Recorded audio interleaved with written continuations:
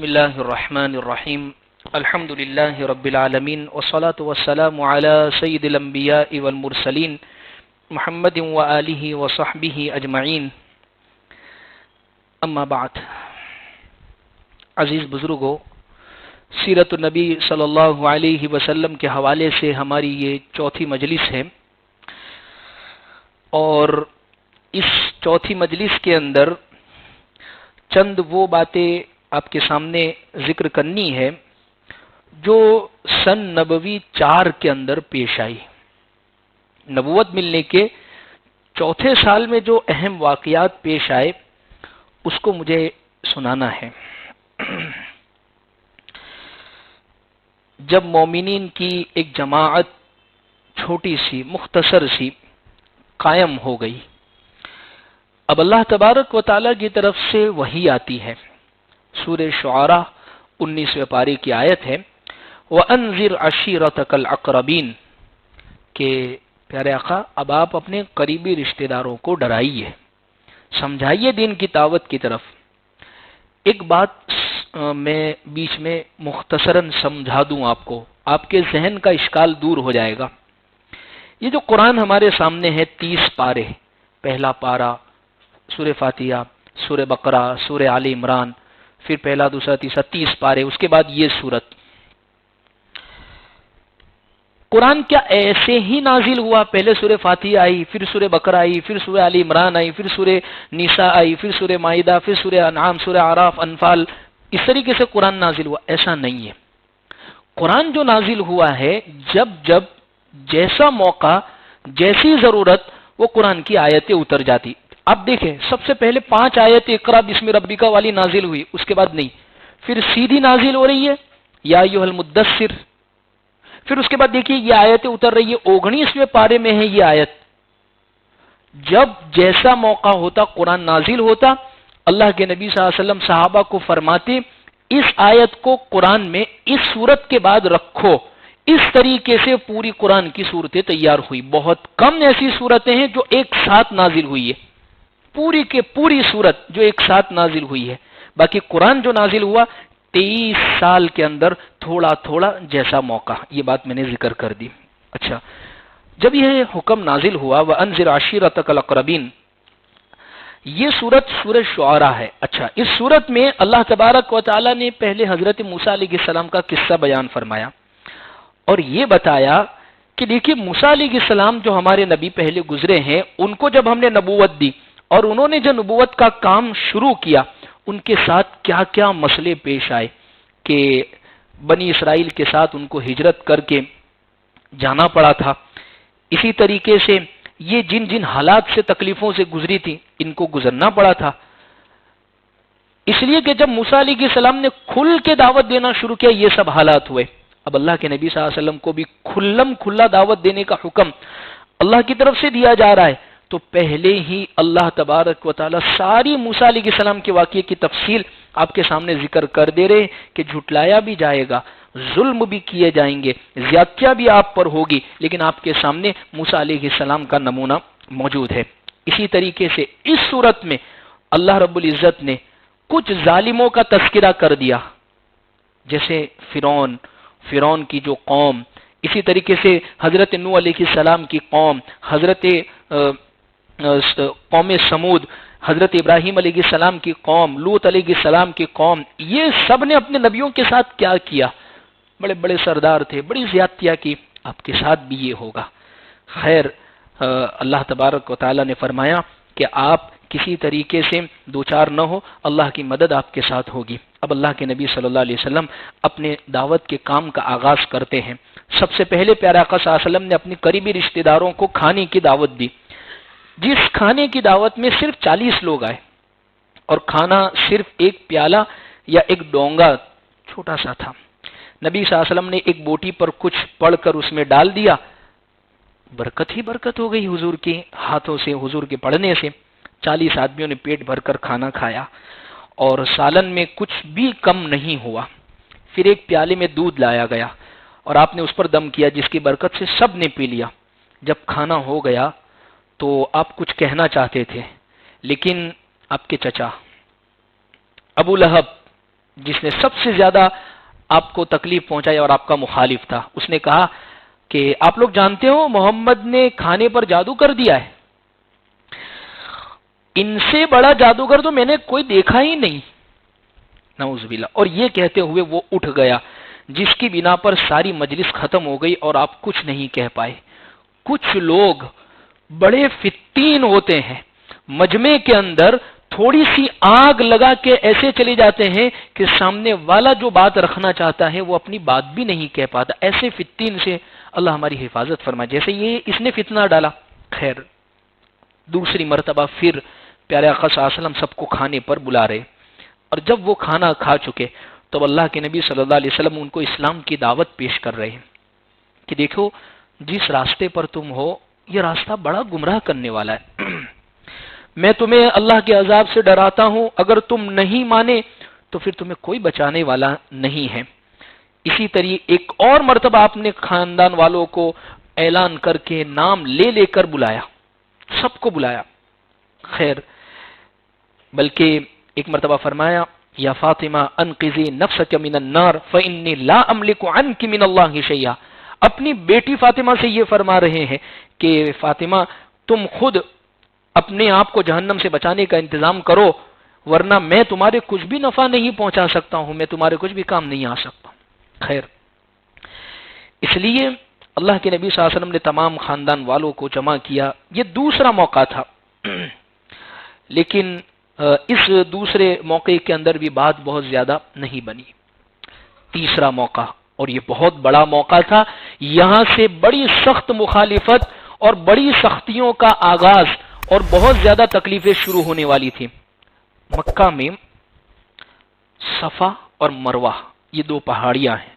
صفا پہاڑی تھوڑی اونچی ہے، وہاں پر کھڑے ہو کر کوئی یہ تو ابھی بہت سارا ڈیولپ ہو گیا ہے اور بہت ساری تعمیرات ہو گئی ہے، ورنہ اس زمانے کے اندر جیسے ہم پڑھتے ہیں نا، حضرت حاجرہ علیہ السلام دوڑ رہی ہے، مروہ پر جا رہی ہے، صفا پہ چڑھ رہی ہے اور دیکھ رہی ہے کوئی پانی مل جاوے، تو اس زمانے میں اگر کسی کو کوئی اعلان کرنا ہوتا، خطبہ دینا ہوتا تو وہ اونچی جگہ پر چڑھتا، اور مکہ میں اونچی جگہ یہ صفا پہاڑی تھی، حضور وہاں پر چڑھے، اعلان کیا یا صباحا یا صباحا۔ اس اعلان کا مطلب یہ تھا اس زمانے میں جیسے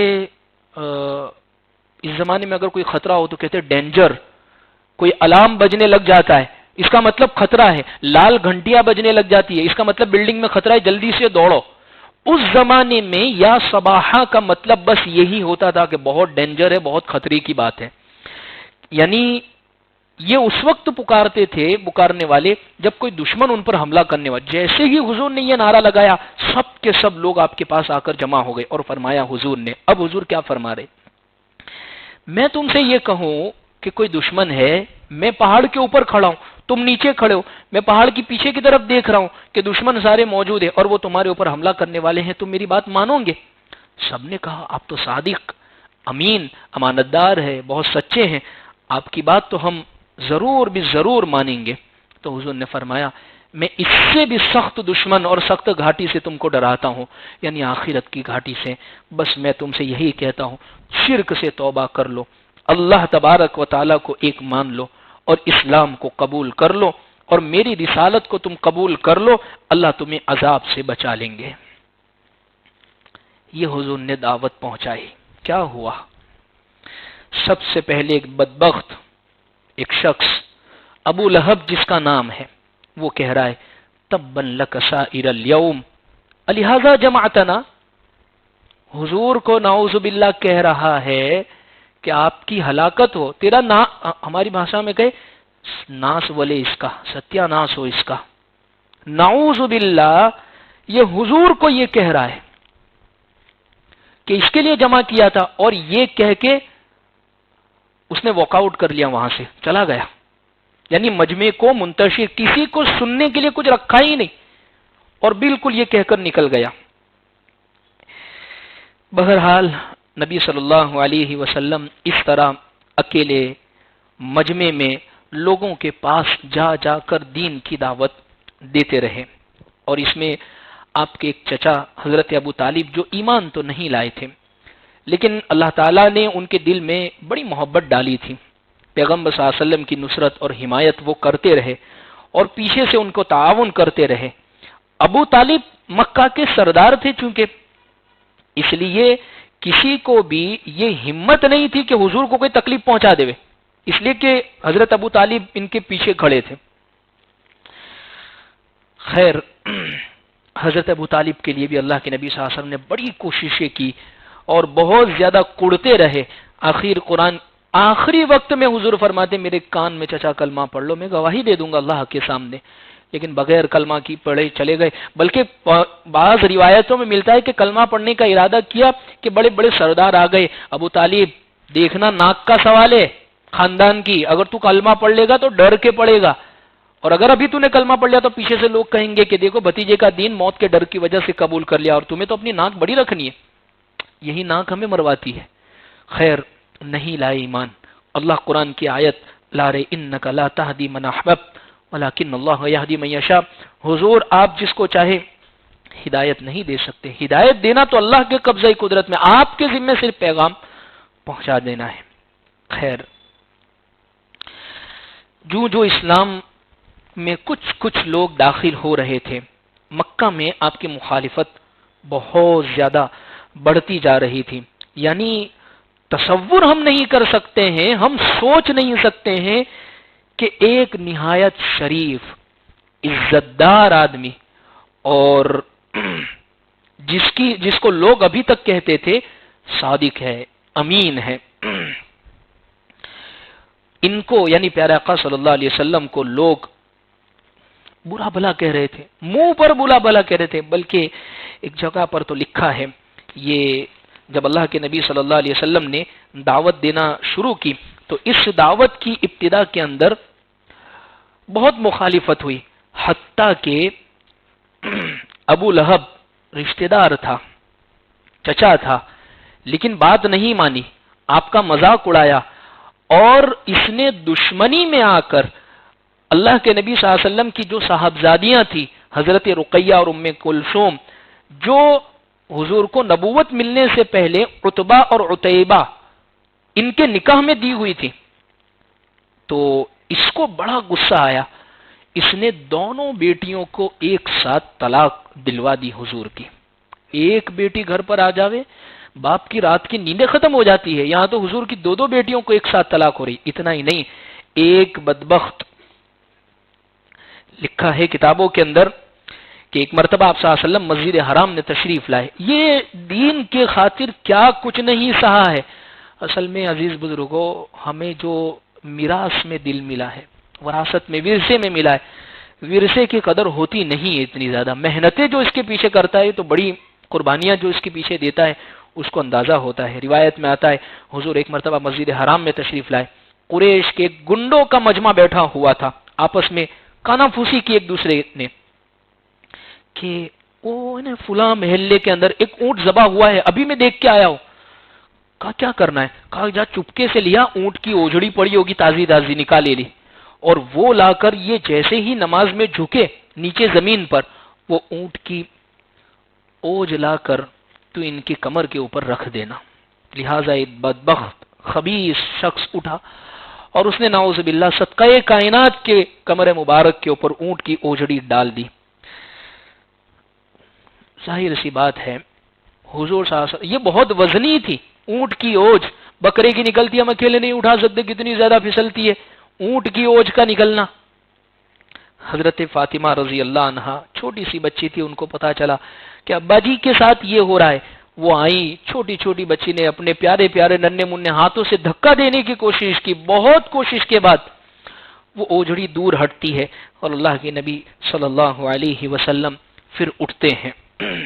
لیکن ان تمام کو کسی کے خلاف اللہ کے نبی صلی اللہ علیہ وسلم نے بددعا نہیں دی. ہاں ایک موقع ملتا ہے، ایک خبیث نے یہ شرارت کی پیارے آقا صلی اللہ علیہ وسلم کے ساتھ. کیا کہا؟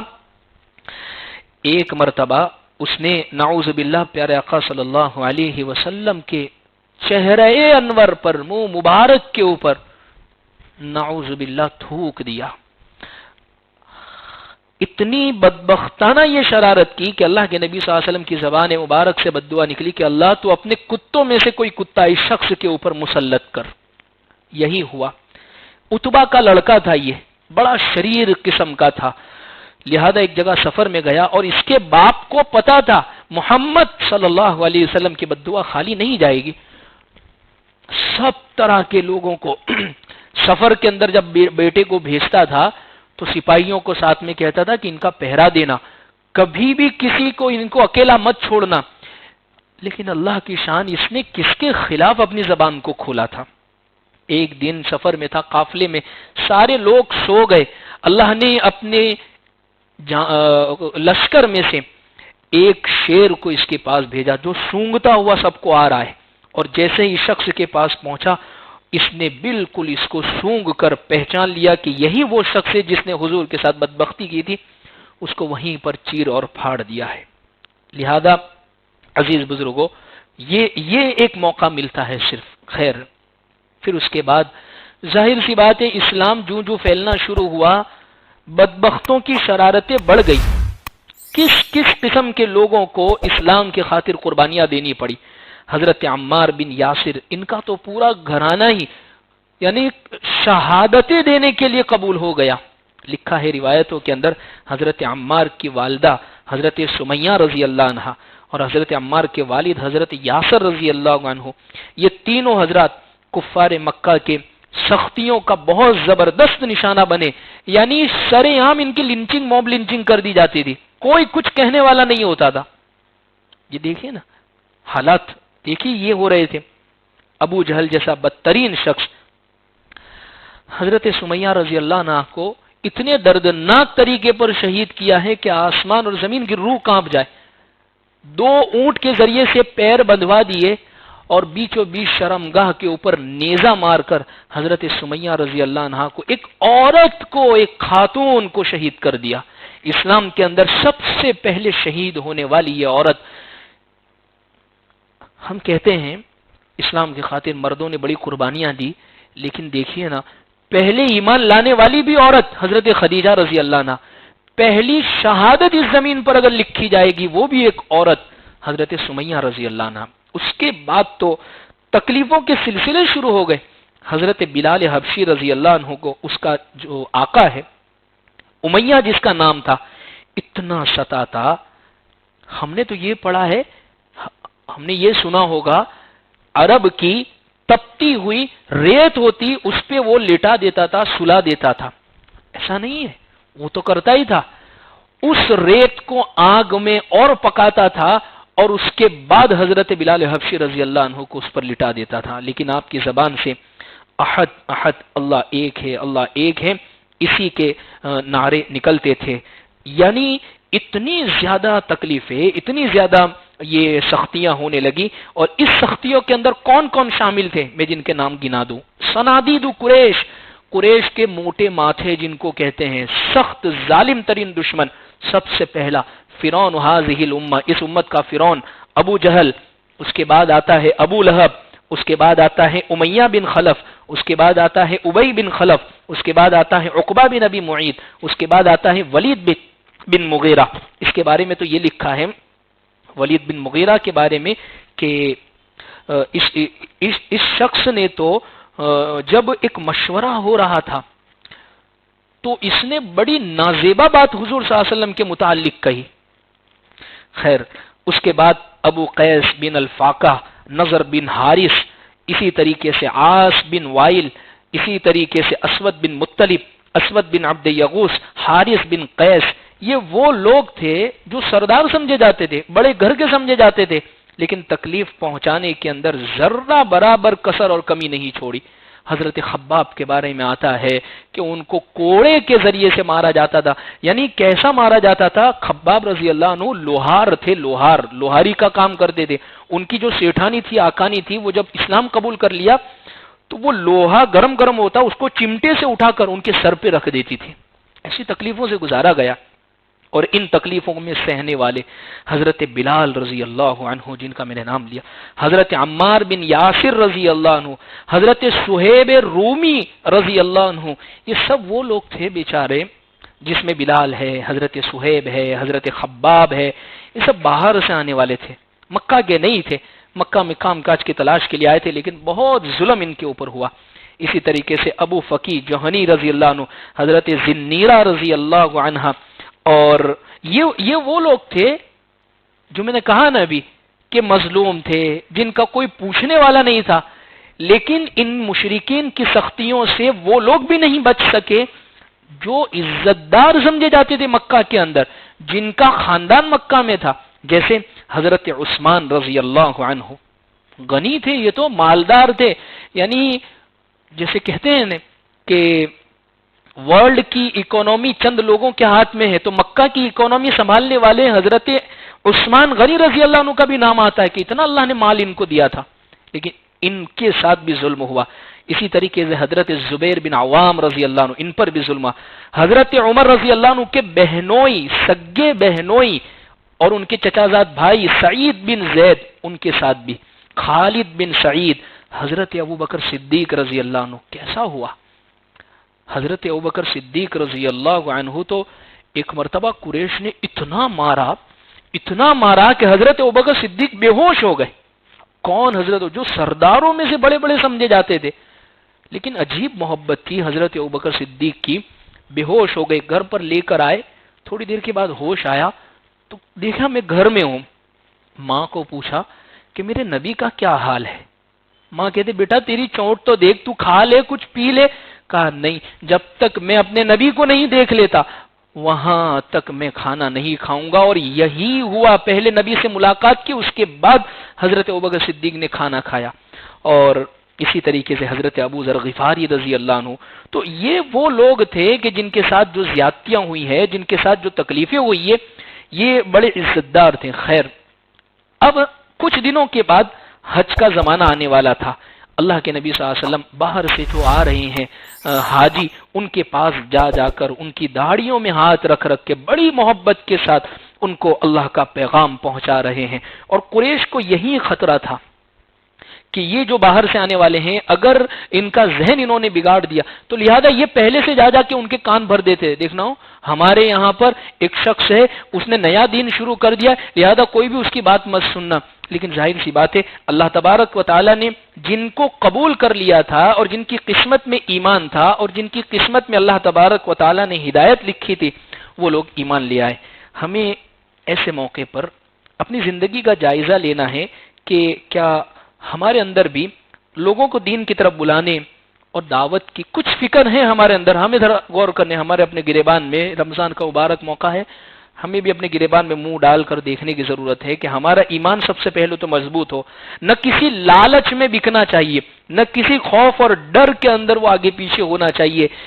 اسلام کی فطرت میں قدرت نے لچک دی ہے، اتنا ہی یہ ابھرے گا جتنا کہ دباؤں گے، یہ اسلام ہے۔ خیر، ہمارے دلوں میں بھی پیارے آقا صلی اللہ علیہ وسلم کی ایسی محبت، ہمدردی ہونی چاہیے جیسی محبت صحابہ کرام کی تھی۔ ان واقعات کو سنانے کا منشا، حالات کو بتانے کا منشا یہی ہے کہ جو چیزیں جب بیان کی جاتی ہے تو اس کا ایک تاثر ہوتا ہے، یہ تاثر ہمارے دلوں کے اندر بھی پیدا ہو۔ خیر، یہ سن 4 ہجری کے اندر یہ واقعات پیش آ رہے کہ حضور نے سب سے پہلے کھلا دعوت و تبلیغ کا کام شروع کیا، اور صفا پہاڑی کے اوپر حضور نے اعلان کیا۔ ابو جہل جس نے بدبختیاں کی، اسی طریقے سے آپ پر ظلم کی انتہا کر دی گئی، گلے میں رسی ڈال کر کھینچا گیا، آپ کے کمر مبارک پر اوجھڑی ڈالی گئی، صحابہ پر کیسے کیسے ظلم ہوئے جو میں نے بتائے۔ اسی طریقے سے کچھ سردار یہ آئے اور حضور کو لالچ دینے لگے کہ اگر آپ سرداری چاہتے ہیں تو آپ کو سردار بنا دیں گے، شادی کرنی ہے اچھی سے اچھی عورت بلا لیں گے تمہارے لیے، مال چاہیے تو تمہیں بہترین سے بہترین مال، لیکن یہ سب چیزیں چھوڑ دو۔ حضور نے فرمایا اپنے چچا حضرت ابو طالب سے کہ چچا جان، اگر یہ سب مل کے میرے سیدھے ہاتھ میں سورج اور الٹے ہاتھ میں چاند رکھ دے ہوئے پھر بھی میں یہ کام نہیں چھوڑوں گا۔ یہ حضور صلی اللہ علیہ وسلم کی قربانیاں ہیں۔ خیر عزیز بزرگوں، یہ سن 4 نبوی کے اندر، نبوت کے 4تھے سال کے اندر یہ حالات اور یہ واقعات پیش آ رہے ہیں۔ جب ظلم بہت حد درجے کا بڑھ گیا تو اب اللہ تبارک و تعالیٰ کی طرف سے کیا آگے کے اقدامات آ رہے ہیں؟ سن 5 ہجری میں کیا ہوا، 5 نبوی میں کیا ہوا؟